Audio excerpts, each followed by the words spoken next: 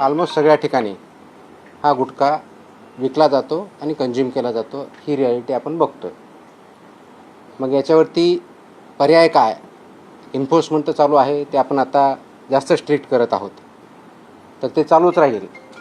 परंतु याच्यावरती काही डेटरन्स असा क्रिएट करता येईल का की ज्याच्या माध्यमातून, कारण प्रोड्युसर तर इथं नाही आहेत प्रोहिबिटेड असल्यामुळं, ते बाहेरून आपण जे याच्यामध्ये इन्व्हॉल्व असणारे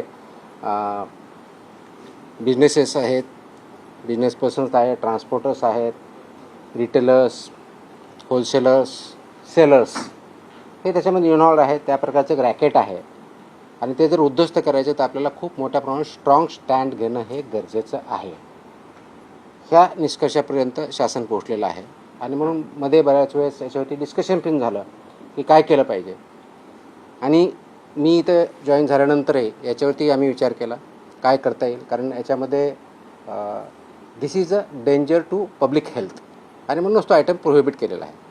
जर पब्लिक हेल्थला जर डेंजर असेल आणि तो आयटम प्रोहिबिट केलेला असेल तरीही त्याचा व्यापार होत असेल, तिथं ट्रान्सपोर्ट होत असेल, होलसेलर विकत असतील, सेलर विकत असतील आणि तो अवेलेबल होत असेल, तर त्याच्यावरती स्ट्रिंजेस्ट पॉसिबल ॲक्शन घेणं गरजेचं आहे.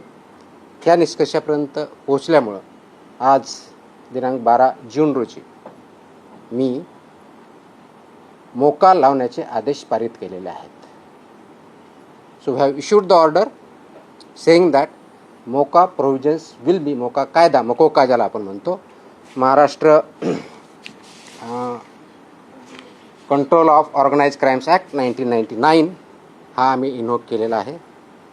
ही माझी तिची ऑर्डर आहे इश्यू केलेली.